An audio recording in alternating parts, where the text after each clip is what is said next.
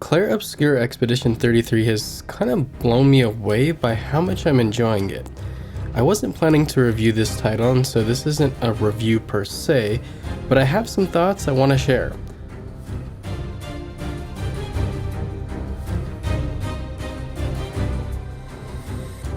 I remember seeing the trailer for Expedition 33 thinking the concept looked cool and immediately noticed Ben Starr's voice. Now, as soon as gameplay popped up and I realized I had never heard of the studio, I put it in the looks cool but probably not for me category. I don't dislike turn-based games, but I feel that there's more misses than there are hits in that style of gameplay, at least for me. Also wearing its JRPG inspirations on its sleeves, I was immediately worried about bloat and an unnecessarily slow pace. Also, I'm a delinquent who doesn't like a lot of reading in my games. Once it came out, I saw the game had reviewed positively, but I would have never tried it if it weren't for Game Pass, but I'm glad I did. Clair Obscur is a perfect example of a title that isn't perfect with some rough edges, but it absolutely nails all the essential aspects of a great game. The core gameplay is a blast, the art style is gorgeous, the music is impactful, the characters are interesting, and the story had me feeling something. Like, it's almost the inverse of many modern AAA games that are polished beyond belief but are somehow uninteresting. I've seen plenty of headlines and comments implying that this title has destroyed the worldview of quadruple A lazy developers who are left crying in the corner because of the success of this title. And while I think those claims are honestly a bit silly, I do believe Expedition 33 will be added to a list of games that demonstrates if developers build a game that they are passionate about, the players and dollars will usually come. The team at Sandfall Interactive clearly made a game they wanted to play. The core team comprises of around 30 developers, and while I don't think that dismisses the resources and benefits that come with teams of hundreds or even thousands, it does remind us of how awesome of an experience a concise and efficient vision can create. Clair Obscur doesn't have nearly the same financial pressures to hit some ridiculous sales target, and so it's able to unapologetically be itself, which makes it all the more intriguing to potential players in a funny, roundabout way. I think the publisher Kepler Interactive is also starting to stand out as a name worth paying attention to with their curation of talent and resources, which really seemed to help Expedition 33 get the cast it did. Even not knowing about the core team's size, the game is fantastic regardless. As I said earlier, I'm not big into turn-based or JRPGs, but I'm also not a big fan of FromSoft gameplay. I've never been able to click with that publisher's formula of punishment and challenge. Before you say it, yes, I know it's a totally different genre of game, and FromSoft doesn't have some sort of trademark on parry mechanics. But Clair Obscur in particular is clearly inspired by FromSoft, specifically Sekiro with its implementation of the parry. Between some of the gross designs, the offbeat wind-ups, and combination strings, there is clearly some direct inspiration taken. I bring this up not to compare, but to point out how interesting it is that I'm in particular loving this flavor of combat. I find many turn-based games can feel dull. I don't love action games where you're one failed parry away from dying. I don't even really care for that many turn-based games that do require timing inputs. Yet somehow this offspring of all those concepts is crazy satisfying. I think it's mostly because of the high level of freedom and engagement. I'm invested in every movement because I'm either pulling off a perfect defensive reaction or strategizing on an offensive approach. This gets amplified by my choices outside of battle and who I choose to be on my team, what moves do I want to mix and match. Every character in their own right feels like they're almost playing an entirely different game with how varied their core mechanics are. 30-ish hours in, and I still don't feel like I entirely understand how to use every character to their fullest. But that goes back to the feeling of freedom. No matter how inefficient my setup was, I never felt like I was playing the game wrong.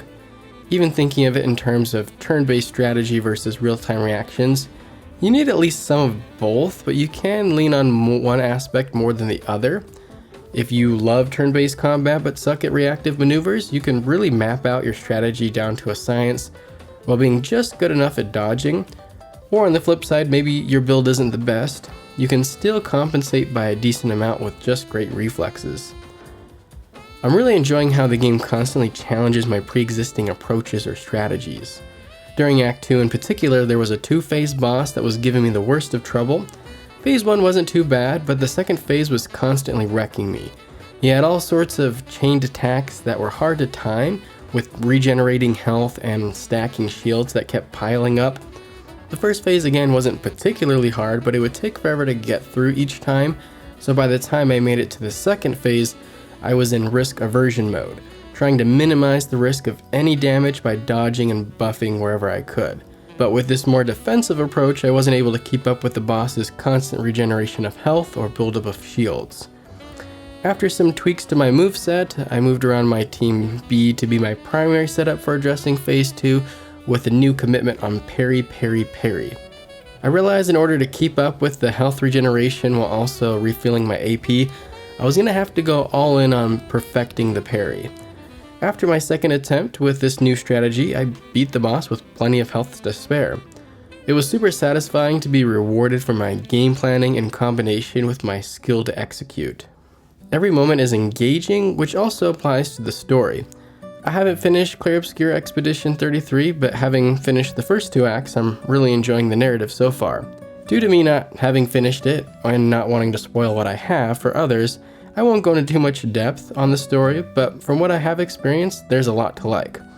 The concept of sailing off towards an uncertain doom with the alternative of waiting for certain demise is ripe for deep and meaningful characters and world building. So far, every question answered by the game has me asking new ones in its place. The constant drip feed of mysteries drives the plot forward, while the world building also has me hungry for more information wherever I can get it.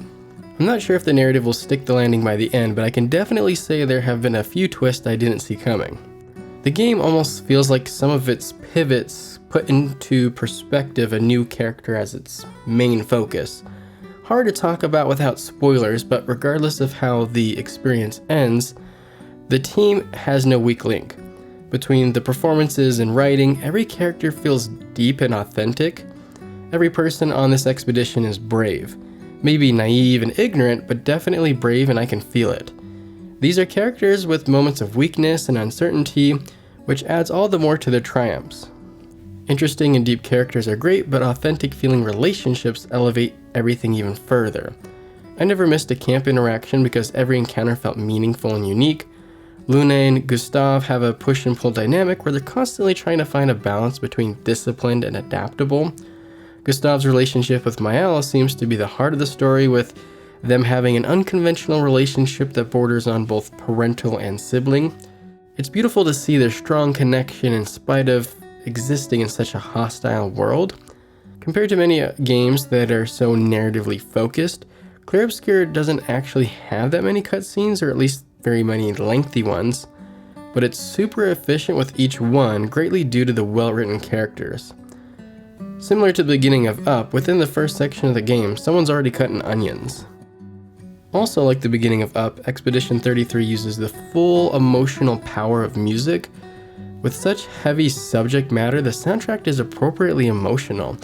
Like, not emotional in that everything feels sad, but rather every emotion across the spectrum is represented and amplified. Of course, many of the main vocal tracks feel melancholy and powerful, like a beauty and a sadness, but I've also noticed there's more upbeat, energizing, and even jazzy bops. The full spectrum of moods are appropriately covered. You mix the potent audio with the surreal visuals, and you have a vibe. Almost everywhere you look is visually stimulating and beautiful, contributing to no moment ever really feeling wasted.